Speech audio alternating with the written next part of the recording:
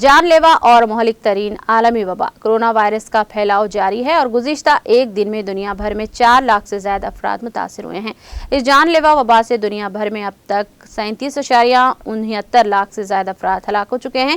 امریکہ کی جان heel university کے science and engineering CSSE کی جاری کردہ تازہ ترین عدد شمار کے مطابق دنیا کے 192 ممالک اور خطے میں گزشتہ 24 گھنٹوں کے دوران 4,44,744 نئے کیسز کی رپورٹ کے باعث دنیا میں کورونا متاثرین کی مجموعی تعداد 17,47,71,133 ہو گئی ہے، جبکہ اس جان لیوا وبا کی وجہ سے 37,69,494 افراد لقمہ اجل بن چکے ہیں۔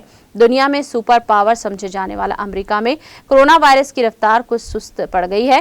یہاں کورونا متاثرین کی مجموعی تعداد 3,34,28,412 ہو گئی ہے اور اس مہلک ترین عالمی وبا کی وجہ سے 5,98,744 لاکھ سے زیادہ افراد فوت ہو چکے ہیں۔